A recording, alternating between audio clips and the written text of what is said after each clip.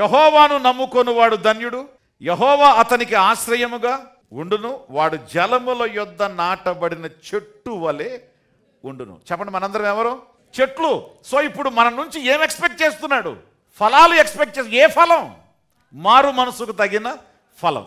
ఇప్పుడు 2023లో మీ నుండి నా నుండి ప్రభువు కోరుకునేది ఏమిటంటే మారు మనస్సుకు తగిన ఫలాన్ని ఆయన కోరుకున్నాడు. అదేంటి అనంటే నెంబర్ 1, మొట్టమొదటిది, నేను క్రైస్తవుణ్ణి అని నువ్వు విర్రవేగటం కాదు.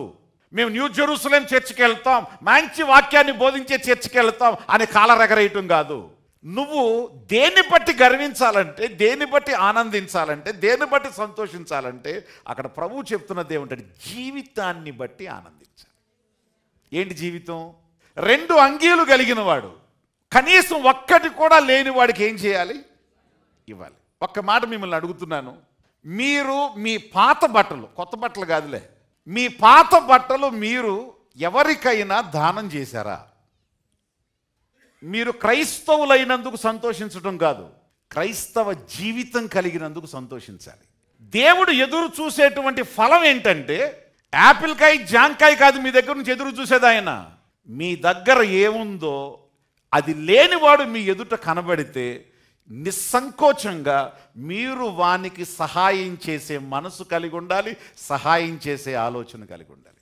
సహాయం చేసి ఆ బట్టలు వాడు వేసుకుంటే ఆ బట్టలు వేసుకున్న వాడిని చూసి మీరేం చేయాలి? ఆనందించాలి. ఎవరికి స్తోత్రం. ఎంత పెట్టుకున్నాను తెలుసా? ఎక్కడ కొన్నాను తెలుసా? అది ఏ సందర్భంలో కొన్నాను తెలుసా? దాన్ని వేసుకున్నాం, అయిపోయింది, ఇచ్చేయి. ఖచ్చితంగా లేని వాళ్ళకు మనం ఇవ్వాలి. చెప్పండి, 2024లో కనీసం మీ బీరువా నుంచి కొన్ని చీరలు, కొన్ని ప్యాంట్స్ అండ్ షర్ట్స్ అండ్ మీ బ్లేజర్స్ ఏమవ్వాలి? వెళ్ళిపోవాలి. అది దేవుడు ఎదురు చూసే ఫలం. మనం ఇవ్వాలి. ఇది మారు మనస్సుకు తగిన